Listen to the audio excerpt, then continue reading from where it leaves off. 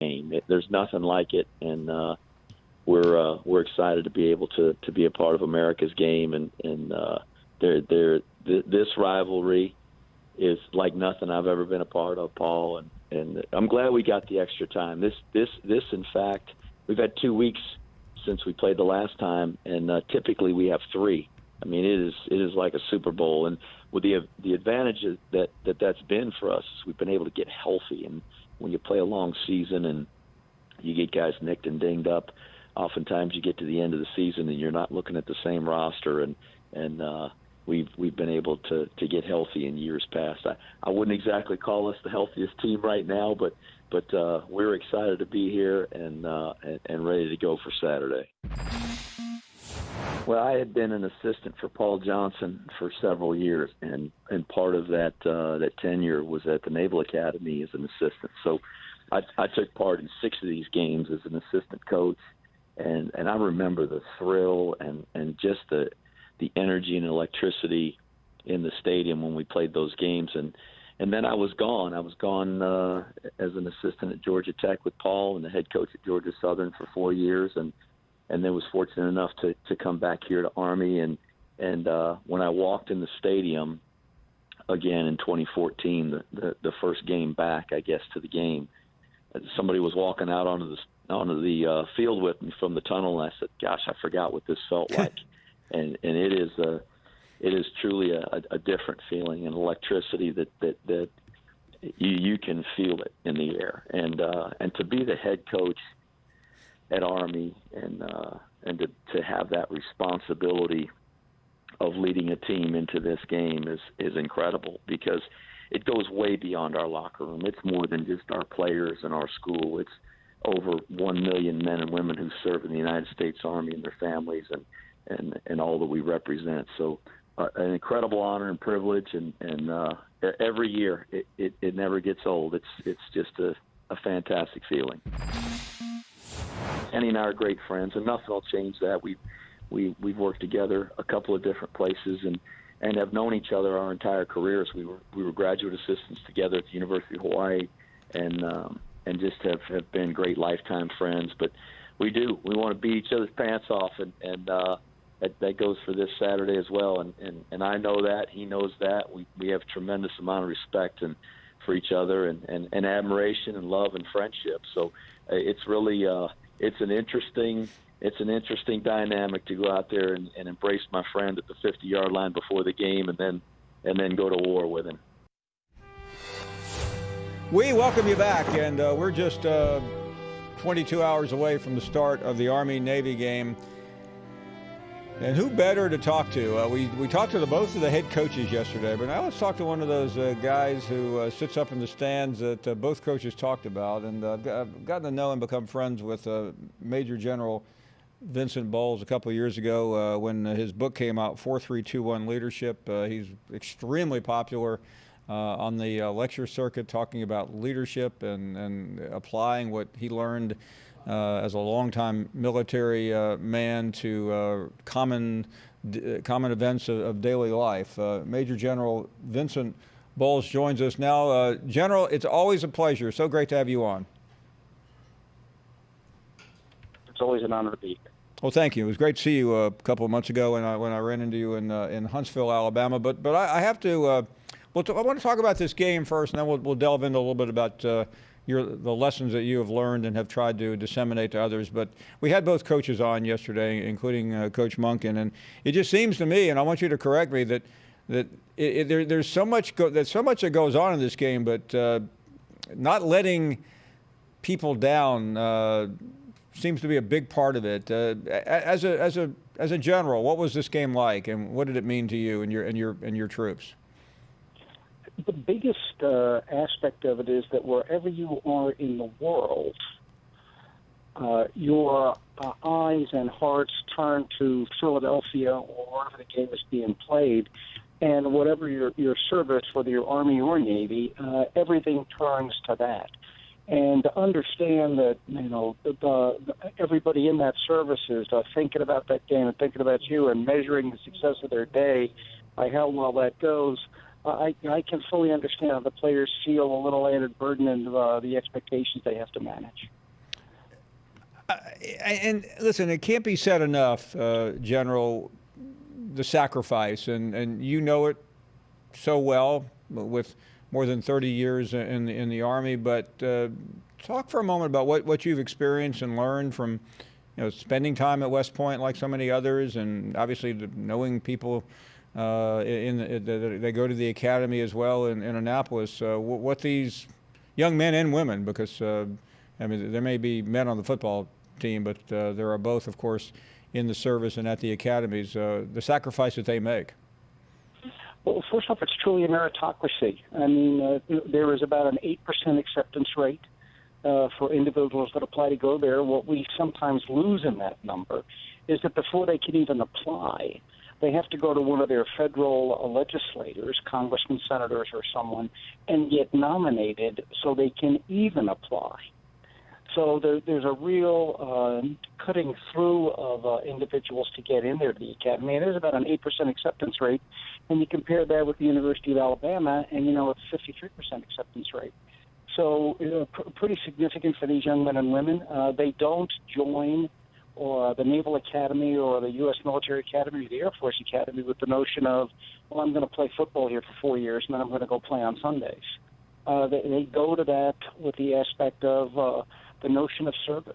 I mean, at one point in time during the last decade, when we had this conflict going on at very high levels in Iraq and Afghanistan, of our 300 general officers, more than 130 of them had sons and daughters that were in combat serving right then. I mean, that gives new vision to the word family business. I mean, these kids go for us and volunteer to go willingly. General, take us over to the theater, the wartime theater, as difficult as that is, but what happens on this day in December when these two services are meeting? Well, first off, operations go on. Afghanistan and Iraq were predominantly, and are predominantly still, ground-centric operations. So you have predominantly Marines and Army there. So the Army is probably overrepresented. So what will happen at times is you get overrepresented. So the few Navy folks and Marine Corps folks that are there probably get more than their share of attention. And what you'll do is you'll take a little moment to say, how's the game going? How's it checking in? You got to do your real job. You got to do, your job is not to watch the Army-Navy game. Your job is to either lead a convoy, conduct an operation, conduct a clearing of the streets, a village, a security of a school. And while you're doing those things, when you get back at the end of the mission, you'll be sitting there going, how'd the game go? Because of the time lag, you may be able to watch the game that evening or earlier than that. And, there'll be folks that'll tape the game, and you'll be able to watch it later. Now with their digital devices, everybody can watch it. But it'll be a part of your day. It'll be wearing on your mind if you don't get the opportunity to sit there and watch it. Okay, I want you to go off script for a second here, General, and tell us what it's like among your esteemed colleagues on the other side. I know you guys kid each other, but I have a feeling that some serious conversations go on before this game with your Navy compatriots. Well, there'll always be a little back and forth going on, but then you remember after this day's over, we go on to serve in a lot of different places. I mean, you'll run into folks that one minute you're fighting on the field, and then 7 to 10 to 8 to 12 years later, you're running into each other, walking the halls of the Pentagon, working out at the Pentagon officers at the Pentagon Athletic Club, doing wherever you're going to go, and you run into those folks, and those memories, that anchor comes back of, do you remember the game where? Yeah, I remember. Do you remember? And of course, some if we were fortunate enough to win tomorrow, some Army senior 15 years from now will remind a Navy officer, hey, we were 4-0 against you, and he'll go, yeah, and do you remember from 2000 to 2014 you didn't win? I mean, it'll just go back and forth, and it just never stops. Talking to General Vincent Bowles. General, let me talk about real life for a second, and I know in your book, and I know you're much in demand as a lecturer and a speaker throughout this country, but when you go out and meet people from one end of this country to the next, and they're looking to be motivated or to learn about leadership skills. I know it's it's an open-ended question, but help us better understand what you've learned and how you are able to disseminate and share that with people. Well, one of the first questions I will routinely get is the question, are there such a thing as born leaders?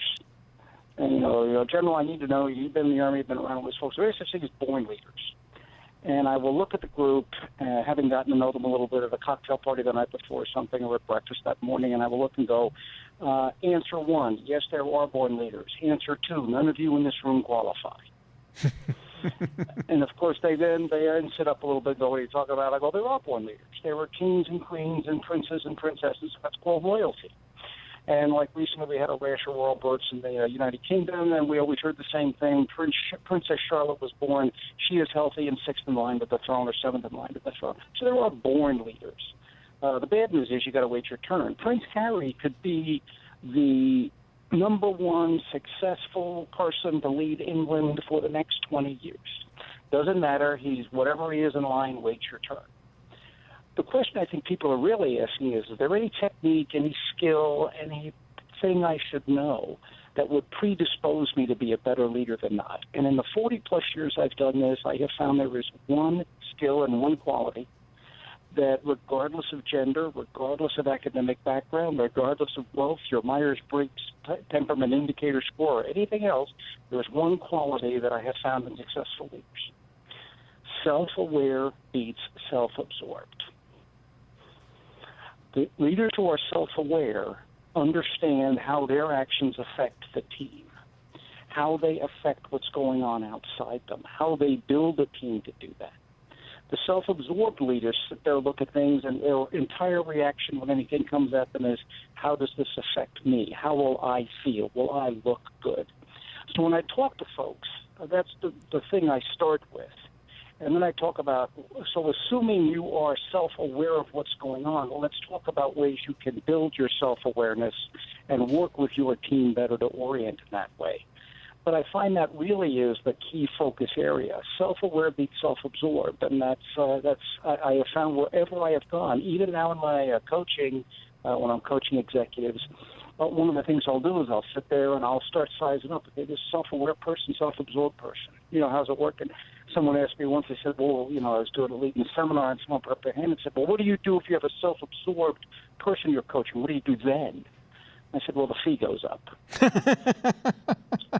and the reason is because it's going to be harder. That is it's so true, and it's applicable in every walk of life, including the industry I'm in, General. Wow, I've got a lot to think about with that line. Listen, it's always great to see you. Please come back soon. I could talk to you all day, and there's so many other things that would really be fun and enjoyable to talk about. So we will do this again soon, hopefully, if you have time. Paul, I will always make time, and just I'd ask those Americans out there listening to you, just remember, those kids go for us. Please keep them and their families in your prayers. They believe we're worth it, and we should all be striving to be the type of citizens worthy of those young men and women. General, an honor to talk to you. Be well, my friend. Mine as well, sir. Take care of yourself. Thank you. Wow. I tell you what, I love quotations. My wife and I were always texting each other, hey, I just saw this. But I don't know if I've heard a more pertinent one than what he just got through saying. That is amazing. We will take a break. More to come. When it's your rivals on the other side, things always change. I've been in this game for so long, Paul. It's everything's different. I remember one year we're in pregame and we're having 7-on-7 Skelly pass, and President Bush is walking in between drills. And they got, Secret Service people over there. And, how do you tell the president to get off the field? He's going to get run over. You're just like, okay, guys, we'll just hold on. Don't run your curl route into him. Just kind of let him walk around and shake people's hands.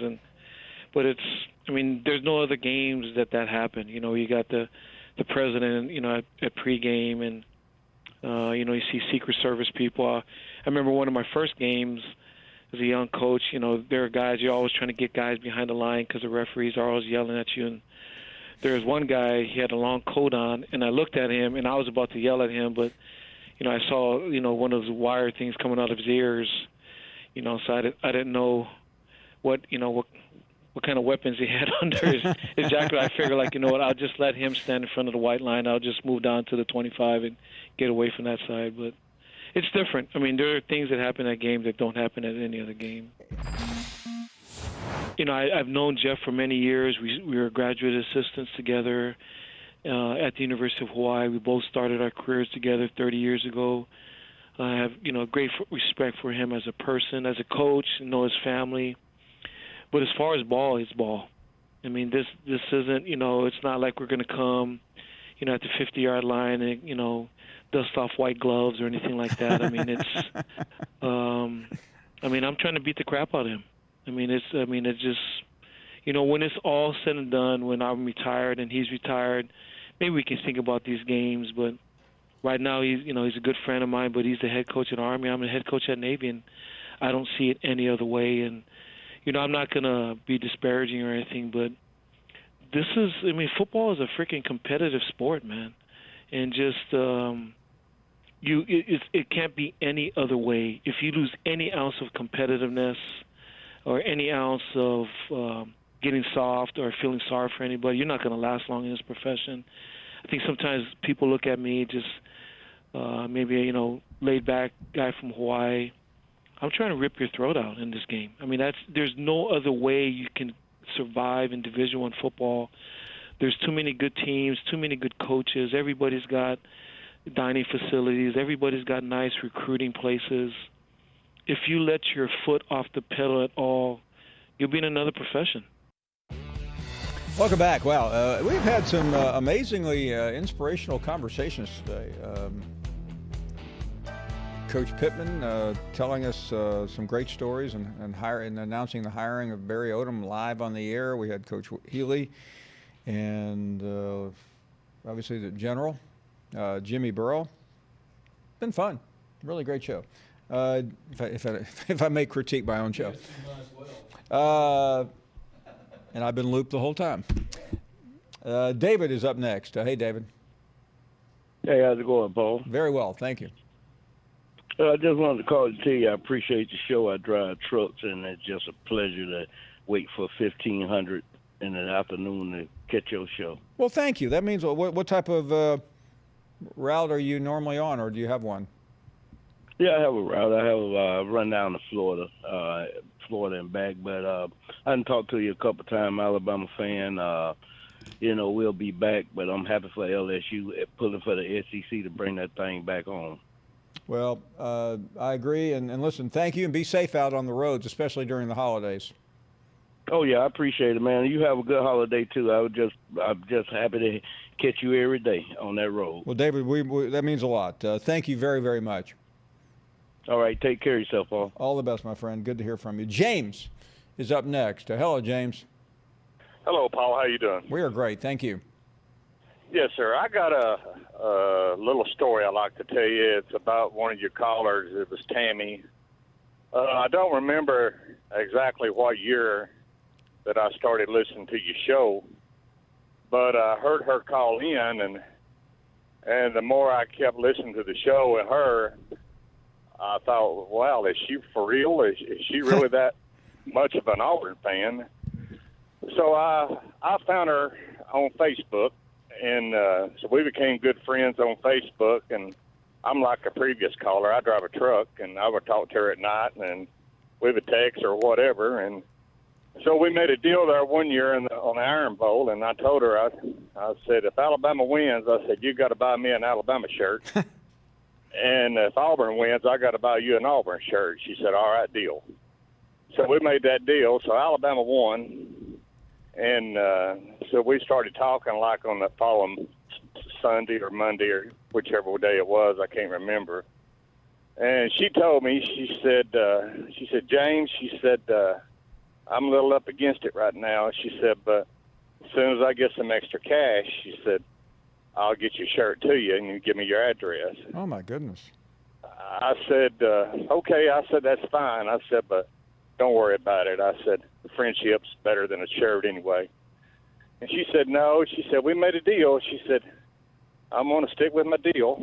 And A couple of weeks later, she sent me a message. She said, your shirt's in the mail. And sure enough, next day or two, I got the shirt in the mail. And, you know, you get the callers on here, and they rumble and fuss and holler and raise Cain and stuff like that. And the same way Tammy did, but deep down inside, they all have one loving heart. They're just like me and you and everybody else. And I started to call right after the anniversary a couple of weeks ago, but I never could get through. But I finally got through, and I just wanted to share that story there with you. Well, James, I really appreciate that because I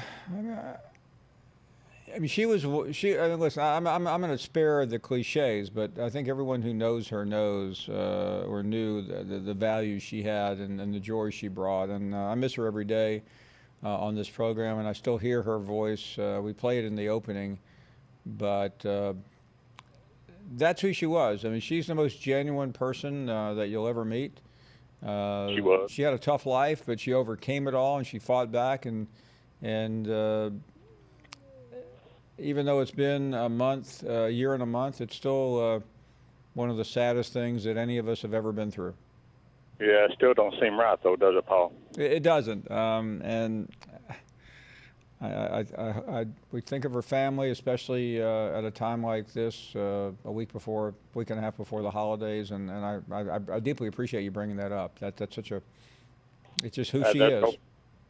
That's no problem at all. I just felt like I needed to share that little story, and I'm like you. I can still hear her when she calls in, and I can still hear you. Let's go next to the caller, Tammy, and it just don't seem right. But well, yeah. You know, I think we particularly think of her. I mean, I don't want anybody to take this the wrong way, but what she would have said about Nick Saban after that Auburn game would have been priceless. Oh, it would. I've thought about that many times. Yeah, I could hear her that Saturday night, and especially that Monday when she called in on the show. But I just wanted to share that story. James, with you've made my day. Thank you for sharing that. You're welcome. You have a good day, Paul. Merry Christmas. Thank you very much. By the way, a week from today, we are going to have Archbishop Marino on this program. He has received a big promotion since we last talked to him at Christmas. But Father Marino will be here next Friday to spend some time with you, getting us ready for Christmas. I know a lot of us are unprepared for Christmas, but it's pretty soon. Speaking of Christmas, look what Santa brought to us this afternoon. Larry from Shelby. Yeah, right, Paul. Man, you got a major problem. I may be Otis, but you're Barney Fife, Jack. But the problem I think that is a compliment, by the way. Yeah, you and him look just alike.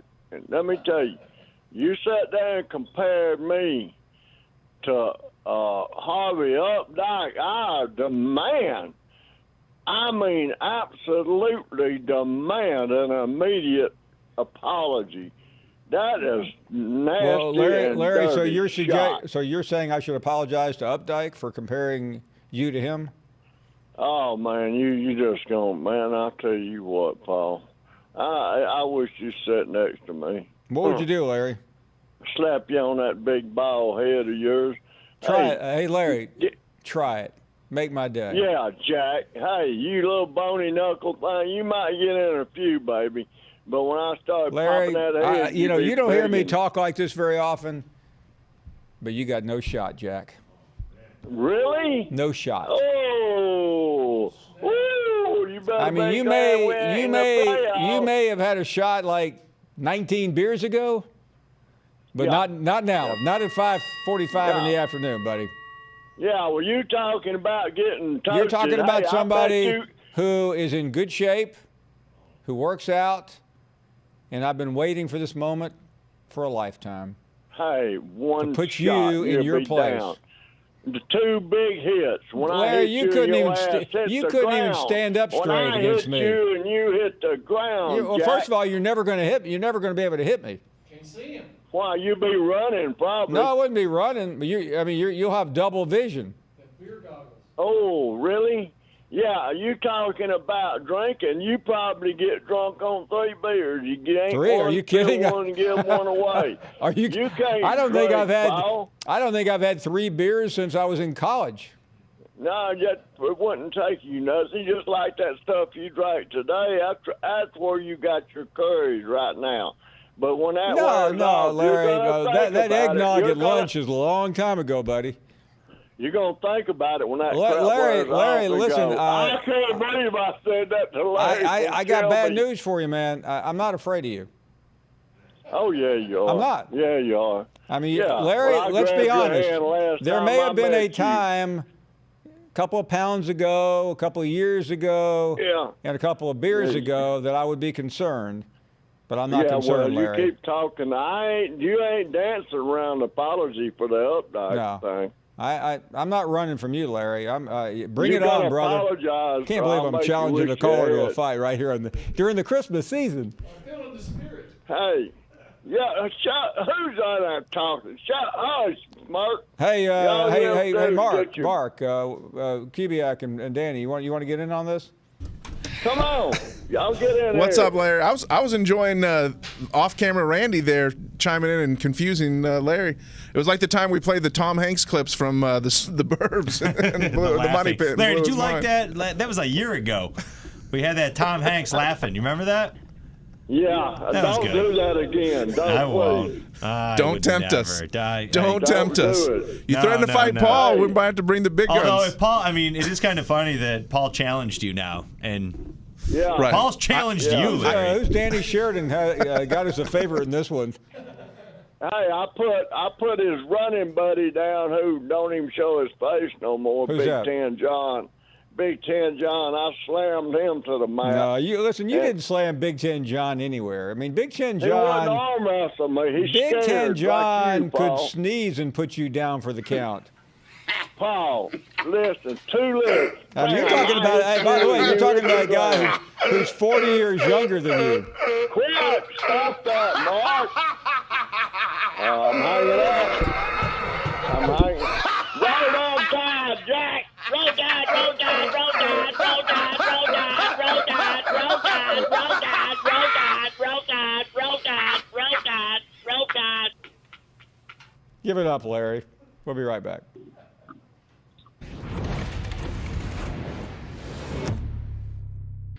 My name is Paul Finebaum. The name of the program, The Paul Finebaum Show. I think I've seen you before. Have you ever went to eat at the Lloyd's restaurant on 280? Have you ever been there? I'm surprised you took my call after I was such a jacktail to you last time. If I ever see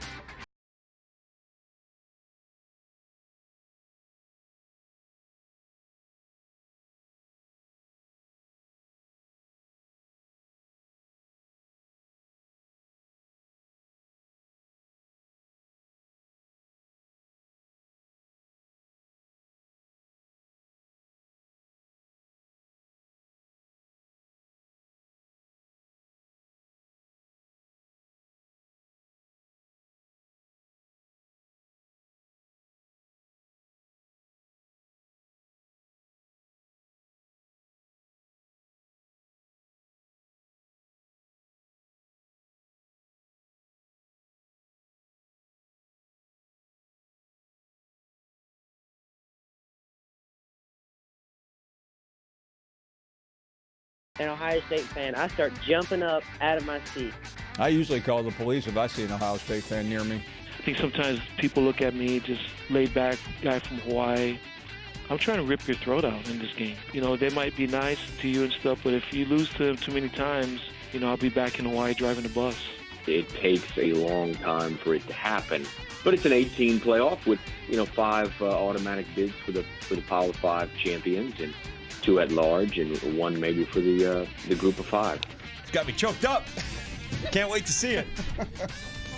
All right, Paul, so I'm the only one on this. I know, sorry. show I'm having a coughing attack. Paul's checking his email. Tell me one thing I've said about Joe Burrow in the past 2 days. Well, Paul. It's been negative. First of one all, thing. I'm not. This is not Judge Judy. I don't remember everything you said, and I think Hell just did freeze over the fact that I'm attacking him an Alabama fan defending an LSU fan. There's a new world order here, folks. The segment with the marketing professional, I believe it was Vince Thompson. Vince Thompson, yes. I thought that was the most informative and fascinating segment you've ever hosted. You guys have turned into some sniveling, bitter Bama fans. Woo! How about that, Baldy? What are you turned into? I'm the same person I was when the year began. Yeah, an a-hole. Roll down tide. I'll tell you what, I didn't think this was going to be that much fun talking to Bama fans. It's more than just our players and our school. It's over 1 million men and women who serve in the United States Army and their families. And an incredible honor and privilege, and every year it never gets old. Night, and we're glad all of you are with us. It's been quite a show. Let's continue, and who better than to settle the issues of the day than I-Man in Montgomery, Alabama. Good afternoon, Paul. Hey there. Do you sense a tone of anger in your Bama callers since like September? Has there been a change? Is there a seasonal? Is this one of the new seasons? It's not good. It's not good, and they're not wearing it well either. You know, that's two Donovan songs back to back. You know, they're not wearing it well, and the season of the witch, and they're just not. They're not handling this, and you know. Forget Grandma getting run over by a reindeer. That's the worst Christmas song ever, by the way.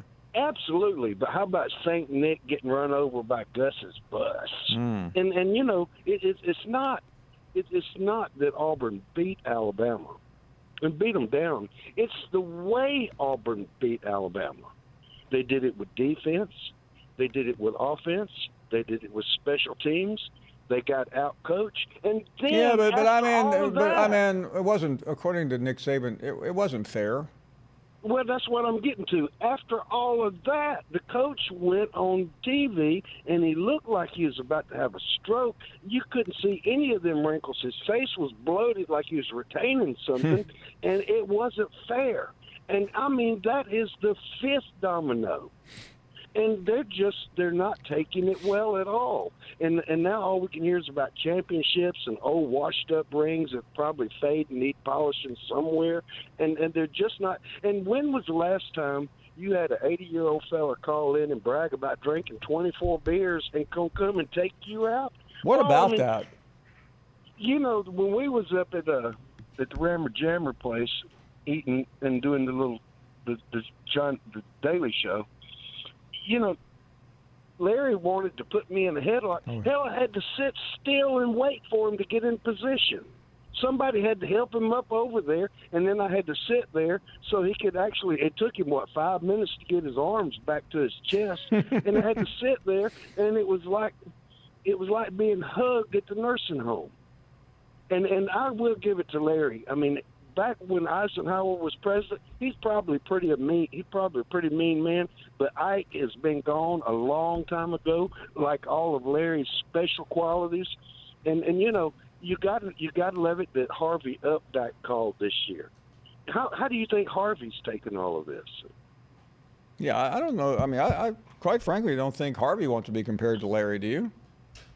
You know, they all peas in the same pot. And how about Bammer Nick complaining about getting a tweet on the air? I mean, hold on a second there, man. Yeah, I mean, Bama Nick, let him speak for himself. Hey, man, monkey, don't you worry about what I complain about on the Finebaum show, you moron. If they don't want to play my tweets, Danny Brown just put my tweets up. Danny Brown just put my tweets up. I'm happy with it. It's a great show until you get your moron calls on there talking about nothing. Go ahead, monkey. Anything original? Don't you need to tell Mama or somebody over there at the bar you're on TV and have another cold drink? I mean, Mama, I'm on TV. Y'all hush. I got to pee. I mean, Bama Nick, is this really all you got? You called into a nationwide TV show in some parts of the Soviet Union and most certainly out of space, and this is all you got? You're stealing Jim from Tuscaloosa's lines? About football? Do you ever talk to anybody about football? All you do is come on there downgrading the Tide. That's all you want to do. What you got? You got another beer? I mean, have another beer. Tell somebody, go out the street and holler, tell somebody you're on TV. I got bragging rights, dude. You got nothing. I got bragging rights here. I got people calling where Bama Nick has been. Ask Paul where I've been. He won't take my call. If it wasn't for so he's taking it today because I got in a feud. Hey, Bama Nick, hold on a second. I think I-Man had a good point. You're ripping off Jim from Tuscaloosa's lines. Come on, Jim. Is Jim still sweet on your wife? I don't know, Paul. I mean, you ain't had Jim on in that forever either, like me, until today. Jim ain't called, so I don't know. I don't know. Remember that time you called in and was trying to my goodness. It pick ain't up your wife? fair, Nick. It ain't fair. It ain't fair. Have a good day. War Damn Eagle. Okay. Thanks. That's one reason we don't do that anymore, because poor Nick. I think he owes Jim an apology for stealing one of Jim's lines. Let's move along and how do you spell moron? Jim is in Kentucky. Hey, Jim. Hello, Paul. Thank you for taking my call. Thank you. I've been listening about this Alabama stuff so long, and first off, I'm a big Blue fan, but I'm an Alabama fan too. Well, good. And this last caller said all the Alabama people are taking it hard. Well, they ought to be taking it hard because 6 weeks ago, nobody wanted to play Alabama. And Alabama's rolling on with a Heisman Trophy front runner, and they have bad luck, and they lose their quarterback. Yeah. Now, how many teams in the Final Four, if they'd lost their quarterback, would be there? So this is Alabama over the hill? Is the coach over the hill? That's all this stupid talk. Stupid. They'll be back, and let me ask you a question. You know this why or how? I know. Well, I know Alabama can play football. I know and when you say they'll be back, what does that mean? Well, they'll be back. I don't know. I mean, with Alabama, Alabama's measured by national championships. It's not measured by how many Citrus Bowls it goes to. Well, I agree with that, but I tell you one thing, just like the Auburn game, Auburn was lucky to win the ball game. They had two fumbles that went out of bounds. No. They were not lucky to win the ball game. Yeah, they were. Two fumbles went out of bounds that they could have lost, nobody's lucky to win a game. Okay, I mean, have you ever thought about maybe Gus Malzahn outcoached Nick Saban at the end of the game when he made him look silly? No, he didn't make him look silly. No, I correct. You're right. He made him look stupid. When Tua went down, that's what hurt. Okay, and why did Tua go down? Was he essential in a 35-7 game? He was essential to every game they played. No, in. Well, I don't think Tua was essential when they were leading 35-7. Let's talk about coaching decisions, okay? Decisions have consequences, my friend. I mean, you act like they don't. Will you answer my question? If any one of those quarterbacks from LSU, Clemson, Oklahoma, I don't know the answer to your question because I do know that if they lost their quarterback, where would they be? I do know 5 years ago Ohio State lost its starting quarterback and its backup quarterback, and they still won the national championship with a third-string quarterback. Well, maybe they had. And maybe if Alabama had not lost its backup quarterback to Oklahoma, they would have been in better shape. Well, I don't know, but all this talk about is Alabama's runs through. That's a little premature. You're a Kentucky fan, right? I'm go Big Blue. So and roll Tide. Does Kentucky have a dynasty up there? Well, they did have. Well, they had won national championships in 2012. That's right. I don't know, but we wasn't talking about Kentucky. I'm trying to get your definition of a dynasty. Well, I think Alabama showed what one looks like. Well, I agree. When you win 5 out of 9 national championships, that's a dynasty. That's right. But when you lose your quarterback and you're not all of a sudden not in the playoffs, everybody talks like no. When you lose your quarterback and you're not in the playoff, and some of it's self-induced, it sounds like an excuse. Well, I haven't heard nobody use that excuse. Coach Saban didn't use that excuse, but it is an excuse. What do you expect him to say? Well, I thought he handled it pretty good. This last caller was. You think he handled the end of the Auburn game pretty good? Guy looked like he was about to have a coronary. Well, I don't blame him. Well, he's the one that got outfoxed with a high school play. No, he got out quarterbacked by a freshman quarterback. So the freshman quarterback for Auburn outplayed the guy that's been there, was a 4-star recruit and's been there for 3 years. I mean, come on. I'm really getting sick of the excuses. I mean, it's getting to a point of absurdity, isn't it? Now things are so bad at Alabama, you got Kentucky fans making excuses for them. What's next? A break.